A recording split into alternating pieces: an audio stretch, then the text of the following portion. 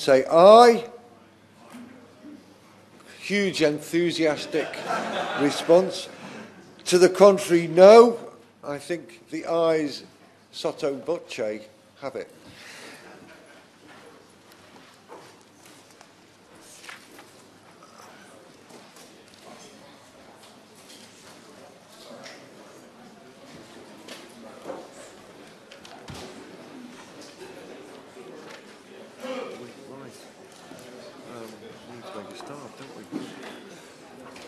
Order, Lee Rowley to move the motion. Thank you, Mr. Howard. This is a pleasure to serve with you, Chairmanship. I beg to move that this House considers the Planning Permission for shale gas exploration. Can I say thank you to everybody who's attended today and who's come along to debate. It is fantastic to see so many people who are in this room in a 30-minute debate about fracking, which demonstrates, I think, the importance of this and the particular importance of the proposals that are in front of us. And today I particularly want to talk about the consultation which is currently underway, which the government started and which will conclude in October, with regards to the proposals to permit shale gas exploration through the permitted development scheme and the proposals to permit shale gas production through the NSIP regime, the National Significant Infrastructure.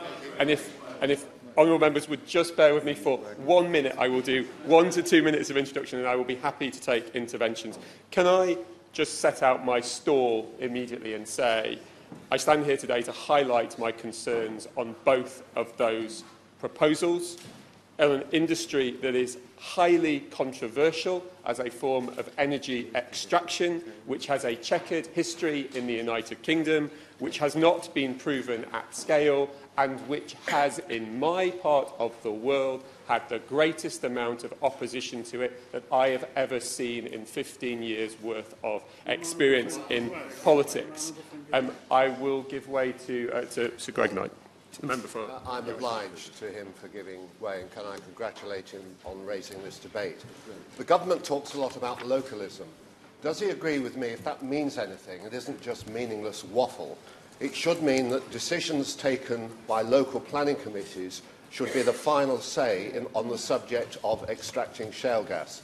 And those decisions should not be subject to being overturned by some faceless inspector who does not have to live with the consequences of his or her decision. Order. Order. Before the honourable gentleman continues, it is right and proper that the Minister has 15 minutes to respond. The honourable gentleman indicated he was willing to take interventions. I should warn him that there need to be a very limited number of interventions, otherwise he'll have no speech of his own left. I appreciate the Chair's guidance, and I will seek to conclude by 11:15 with any interventions which I have taken. Firstly, can I say thank you to the Minister, because the Minister has been incredibly kind to me in hearing my comments about this and has spent some time with me already to talk about this, and she is fully aware of my views both on fracking in general and on these proposals, and I don't think anything that I'm saying today is anything new. I know that there is a range of views in this room today about fracking, and that is a discussion for another time. I am on record as being hugely sceptical about the merits of fracking. I don't think it will achieve the objectives that it can, and I wish that we would move on to something else in terms of our energy policy. I won't take objections. And therefore, what I think we need to debate here today is the proposals around permitted development and NSIP. And whatever one's views on those, my concern is exactly as has just been outlined by the member for York Outer, my honourable friend for York Outer, that the proposals in front of us for permitted development and for NSIP do one main thing and one main thing only. They take people out of a process which is absolutely vital for people to be part of, so they have their opportunity to speak and their opportunity to highlight why things are appropriate or inappropriate for their local area, and why their environment will be so affected if these things go ahead. Will my friend give way? I will do. Thank my friend for giving way. I've had 5 sites in my constituency, 2 of them that are currently, one being developed and the second one in front of the Planning Inspectorate. Would my honourable friend agree with me that were we to go down the permitted development route, the concerns have been raised by residents around traffic planning at Roscoe Wood, which will probably kill that site as a suitable site, that would not be considered? and that the proposals that government have laid before us, quite frankly, are bonkers. My old friend has a way with words, and I think that they sum up the real concern, both within this House and without, about the proposals. Now, I understand the consultation is underway. I know the consultation is open, and I hope the Minister in the moment will highlight that she has an open mind on this, as the government does. But if I can just demonstrate for a moment, my experience in my constituency, I have had a planning application for exploration in Marsh Lane. It is the reason I have become interested in this, the reason I have soured massively on fracking as a whole. That application for simply to explore, which would be permitted under permitted development rights, would mean the imposition of heavy industrial equipment for 5 years, which is the equivalent of pouring two football fields worth of concrete into an area which has not been changed since the 1695 Enclosure Act, and putting a 60-metre drilling high rig up there. I will not give way for the moment. We're putting a 60-metre high drilling rig there for 6 to 9 months. But it isn't just the 60-metre high drilling rig. It is the industrial equipment which stays there for a period of 5 years just for the exploration. And that is, from my planning application, a 2-metre high perimeter fence, a 4-metre high combination of bunding and fencing, 2 to 3 cabinets of 3 metres in height, acoustic screening of 5 metres in height, 4 security cameras of 5.5 metres in height, 2.9-metre high power generator, 2 water tanks of 3 metres in height, 4.5-metre Cooney pressure control, a 4-metre blowout prevention and skid and choke manifold, 9-metre high lightings, and a 10-metre high emergency vent. That is the wholesale industrialisation of a Derbyshire countryside for not a temporary period, and that is just exploration. I'll give away to my honourable friend. Would you agree that this is... On the island, we have great problems as well, because we are one of the geologically most unstable parts of Northern Europe. But would you agree that this is very poor precedent for the government effectively to force through something which is locally unpopular in many areas, and this is a bad precedent to set, because it could do so with many other things in future, including housing targets. So overall, as well as fracking, this is a poor democratic accountability on behalf of government. I would concur with my honourable friend's statements on that matter. And that was the... I'll give way in one moment.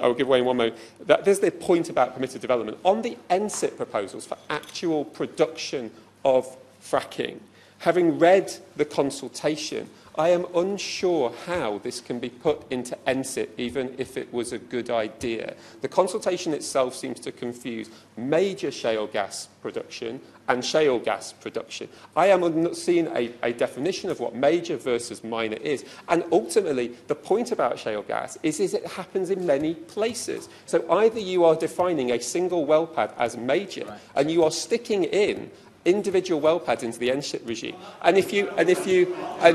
give way to Honourable Member for Thurston Melton and then the Honourable Member for Bowles over. I'm very grateful to give you way and congratulate him on bringing forward this very important debate.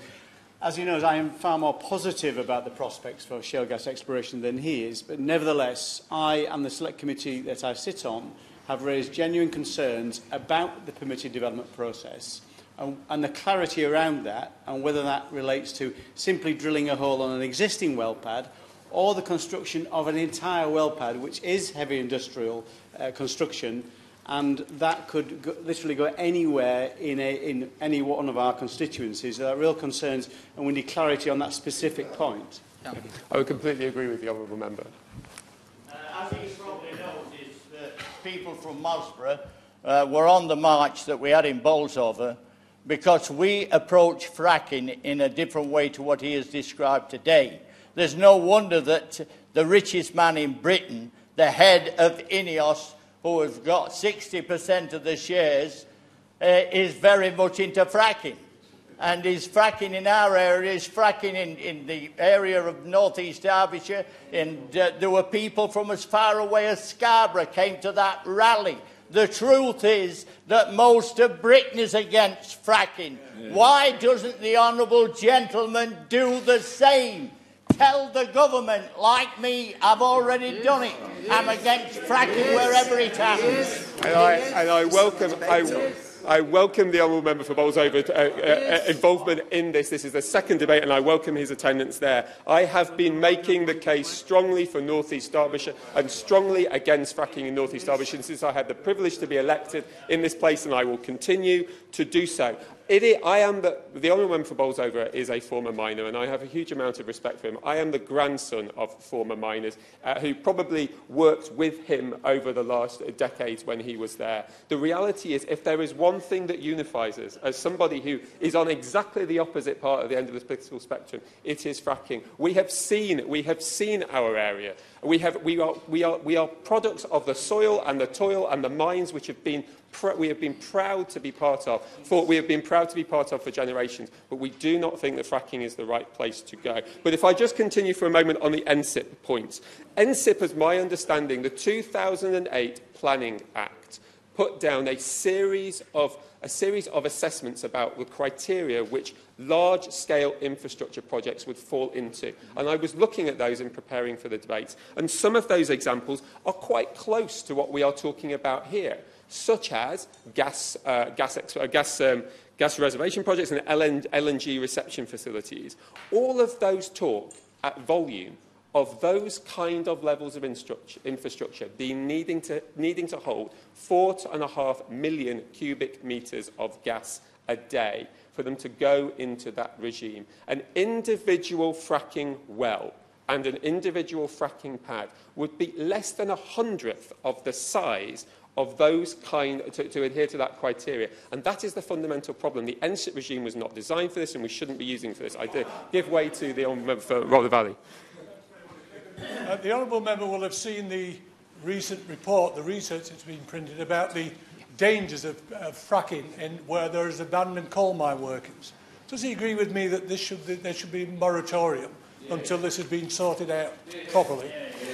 As the chair of the All-Party Parliamentary Group, which the honourable member and I serve on, I am extremely concerned by the suggestions from Professor Stiles about some of the issues that would occur in mining areas like ours if it was to go ahead at scale. I will try and wind up, as I want to ensure the Minister has time to speak. The fundamental problem with permitted development and NSIP, as I said at the beginning of this, is that it takes local people's voices out of the discussion. 4,000 people nearly in Northeast Derbyshire have involved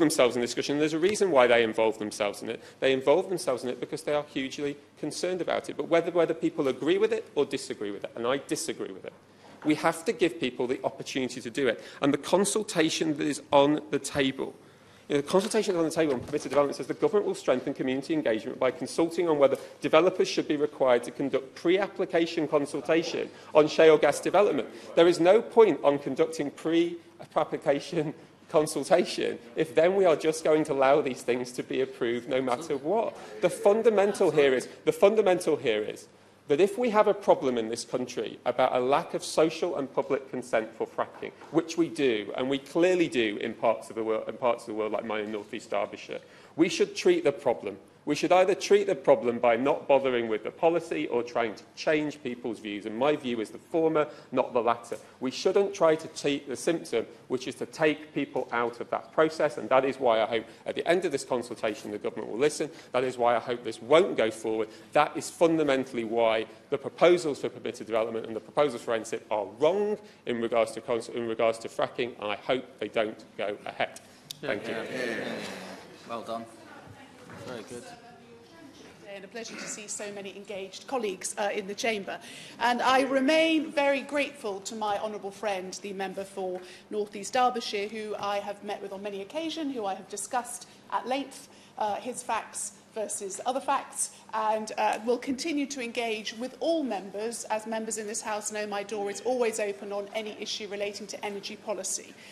As all members will know in the chamber, given that we have a quasi-judicial role in the planning system, I am not at liberty to comment on any particular applications, and indeed on any local mineral plans.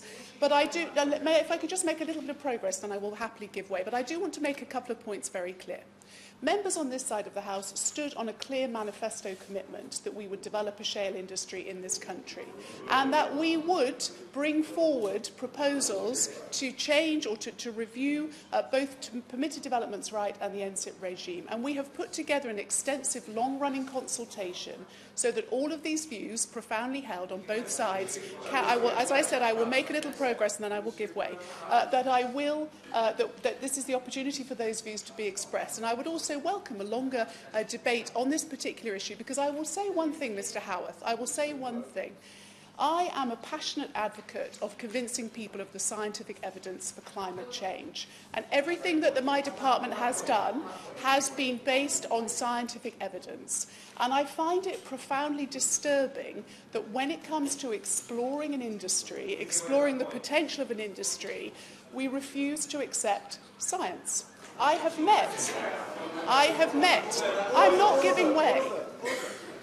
If the Minister chooses to give way, she will do so. In the meantime, people need to behave with a little bit of decorum. Thank you, Mr. Howarth. Decorum is always the watchword.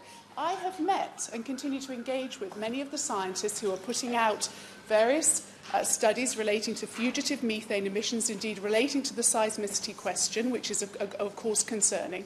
And what I find fundamentally is when you talk to those scientists, behind that is actually an aversion to using any form of fossil fuel. Indeed, the briefing that many members will have received today, which I have seen, says that fossil fuels should stay in the ground. Well, here is the truth, Mr. Howarth. The Honourable Lady says, indeed, when the Honourable Lady goes home and turns on her energy supply to cook her children's tea, she will probably turn on, well, she has a solar panel. If I could just please make some progress. 70% of homes in this country, it may even be higher, rely on gas to cook their children's tea. We also rely on gas for a very substantial proportion of our energy supply. And we have a choice, Mr. Howarth. We can continue to import increasing amounts of foreign gas and effectively be at the behest of other nations who do not have our interests, or we can soberly and calmly and scientifically assess whether this is an industry that we can develop.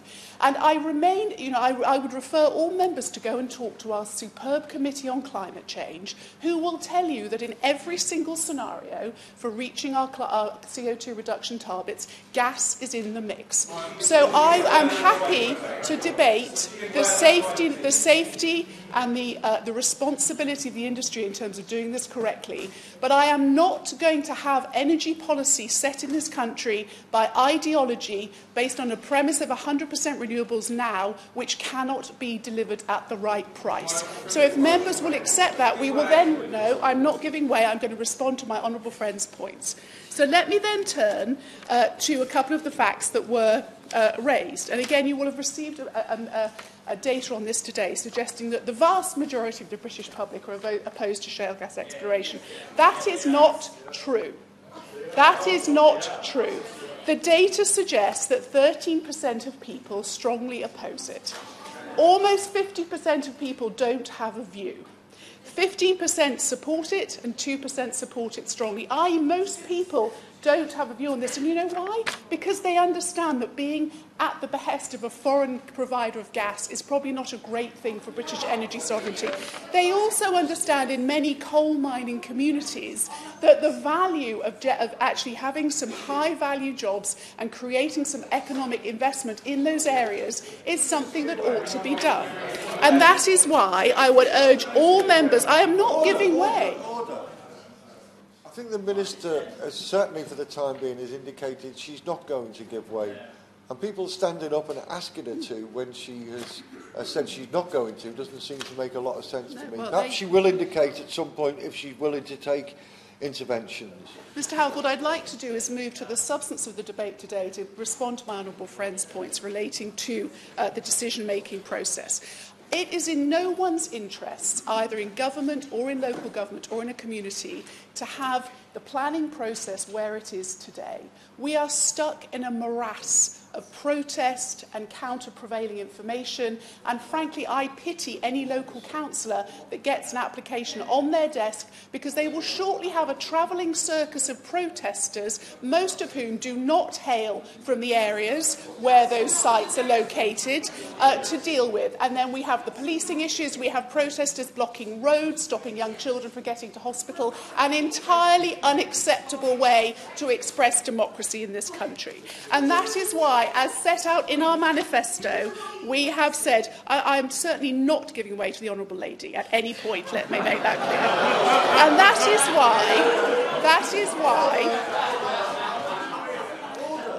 is why, in addition to say, and I'm certainly not giving way to the Honourable Gentleman, and that is why we intend to bring forward this consultation to see what can be done with the planning process, as well as looking at these, moving these production rights into a national regime, as we have done with other complicated energy sources. We have considerably increased the level of support for local authorities and local decision makers. We have set up training, we have provided funding. I am shortly in the process, Mr Howarth, of appointing a shale gas commissioner, somebody who has deep and extensive constituency knowledge of this particular issue, who will be out there helping local residents to understand some of the challenges that are there. Again, to put the myth-buster in place, we are not overriding local decision-making. There are plenty of opportunities for decision-makers to express their views in the pre-consultation stage, as is done with other complicated and difficult energy policies in the country currently. But another myth I want to bust, Mr Howarth, and then I'll be happy to take some interventions. We talk about this as if we are not a country that prides itself on environmental regulation. We have the strongest environmental regulatory regime for offshore oil and gas production in the world, and I find it perverse, by the way, Mr Howarth, that political parties north of the border who promote with gusto offshore oil and gas and the regulatory controls, when it comes to applying exactly the same regulatory standards, indeed more rigorous regulatory standards onshore, suddenly turn a blind eye. And turn a blind eye to energy sovereignty and cheap sources of fuel that are entirely consistent with Britain's global low-carbon leadership. We will not have energy policy in this country set by politics and ideology. We will deliver cheap energy, low-carbon energy, and we will deliver energy that is consistent with energy sovereignty going forward. I will happily take an intervention from the Honourable Gentleman. Can I just say I disagree with the response so far? The reality is that I put on the table some clear views about planning, and we have spent the first 8 minutes of this speech not talking about planning. The reality is people need to be heard. People are not being heard with this speech. Well, I'm sorry, I did start by saying to the Honourable Gentleman, I cannot comment on individual planning applications, and the purpose of the consultation is to get as many views as possible, particularly from those who are engaged in the planning process, about what these rights should actually look like. So the floor is open for his views, and all the things that he has said today will, of course, be taken and fed into the consultations. I will give way. Thank you very much. In the consultation on the National Planning Policy Framework, then a vast majority of respondents were opposed to fracking, as the government's own response set out. Yet you are going ahead regardless of those responses. So how can anyone have faith in any consultation process that this government launches on fracking? Well, the Honourable Lady... The Minister resumes. When you say, I'm going ahead with... I'm not, it's the Minister who is. A master of restraint, as always, Mr Howarth. Look, the Honourable Lady, I know, has been in politics a while now. She will know, as we all do, the click and paste nature of so many of these responses to consultations. Well, she shakes her head, but she should check the number of responses she will get. The challenge here, as I've set out, given the public polling data, is that the vast majority of people don't have a particular view on this. Many people understand, particularly after the beast from the east and the Salisbury poisoning, that actually being reliant on foreign energy sources is not a great place for us to be. And if the Honourable Lady shares, as I do, faith in the Committee on Climate Change and their view that gas is an important part of our low-carbon future, she will know that many of those responses come from organisations profoundly opposed to ever burning a molecule of fossil fuel. And that is not a sensible place for our energy policy to be left. I will give way. I represent Barnsley East. With its history of coal mining, it once powered a nation. But the people I represent do not think that fracking is an alternative for a meaningful industrial strategy. Why should my constituents be asked to take a huge leap of faith on behalf of fracking companies? Well, the Honourable Lady, I'm sure she does engage extensively with her constituents. I spend a lot of time talking to the communities and also the representatives of former coal mining communities who are, in many cases, convinced that this could bring high-value jobs and economic development safely to parts of the country that, frankly, have been left behind by successive governments. I'll give way to my honourable friend. I just wanted to expand on the comments from the Honourable Gentleman for Rother Valley. My constituency is an area that can be fracked, and it has a rich history of mining, especially down in the village of Allerton Bywater. But what is true is that because the history of mining is so long, there are many unmapped mine shafts and mine workings in that area. And a great concern of a great many of my constituents is that with the injection of water and what's going on, that there is a real possibility of geological movement and sinkholes. This is about a planning issue we're talking about today, and I think it's absolutely vital that the Minister just hears on behalf of my constituents that the individual situations in each community vary hugely, and where there are former mine workings, there are real concerns about the geological impact of so many unmapped mine shafts. Well, the Honourable Gentleman is absolutely right to point out the complexity of the geology, and he's absolutely right that local geological knowledge and seismic management and measurement is and will remain a vital part of any exploration or production site. But he will also be aware that many of his constituents will have been told that there are massive seismic risks from any form of shale gas exploration. In fact, our environmental standards are so tight that if there is a seismic tremor less than that brought around by the roller coaster on Blackpool seafront, that well process, well, he says, come on, it happens to be true, then that well will have to be paused, because I go back to the fact that we have the toughest environmental standards for oil and gas extraction in the world. They are standards that other countries are coming to us and saying, could we use those? Because we also recognise the opportunity from shale gas extraction. And I think anyone in this room who believes that the UK, with its proud history of environmental regulation, would want to do anything with our green and pleasant lands to endanger them, I frankly think needs to go away and have a nice cold drink. I'll give way to my honourable friend. As I said, I've been working on this for 8 years, and the Honourable Lady is absolutely right to highlight some of the progress that has been made, such as the traffic light system. What I would urge you to do is to listen to the concerns of members around permitted development and around the planning changes, and for the government to work with us in a constructive way in order to address those concerns, as it has done in the past. And I again thank my honourable friend for his very measured approach. This is somebody who is looking at these developments in his constituency and working very closely with his local communities. He's absolutely right, which is why we have launched an extensive, extended consultation to ensure that we hear from as many people as possible. I will give way to my honourable friend. Minister, quite clearly when it comes to safety, we need to be assured from yourself and from your own department what steps the Minister will put in place and what criteria will be in place to ensure that safety is paramount. In other words, whenever you're doing your shale gas investigation or your mining on what were other former mining areas, safety has to be paramount. Can the Minister get that assurance? Well, the Honourable Gentleman's quite right, and that is why our environmental regulatory regime is already the best in the world, and why colleagues will see in various right rounds that we are bringing together those regulators to form one virtual regulator, so there can be no doubt about what regulatory matters apply to which particular opportunities. I will give way. I'll come round. I'm grateful to my right honourable friend. Would she accept that I accept the tight regulation on the below-the-ground issues, but it is the above-the-ground issues where planning permission is required for non-conventional drilling currently. That will not happen if there is permitted development. and the ability of local authorities to regulate, for instance, lorry movements will be taken away. There is huge concern about that, and I would invite the Minister to look again at these proposals because I do not believe there is a parliamentary majority for them. Well, I will always accept my Right Honourable's advice on these points, but I will give way shortly, I will also want to assure him that these challenges around wastewater, around traffic movements, are what is driving a level of innovation investment in the industry working with the National Physical Laboratory to create innovation to reduce all of these challenges, and by the way, create something that we can export to other countries who are desperate to improve. I promise to give way to the honourable gentleman. For me, this strikes the heart of a community's ability to self-determine its future. Local democracy is undermined if Whitehall is seen to be undermining it, with a consultation that ignores, in the case of Bury, votes that have already taken place about whether or not we want fracking in our town. We determine the investment, we determine the plans for jobs and homes interpreted by government targets, and we've rejected the government's plans for fracking already.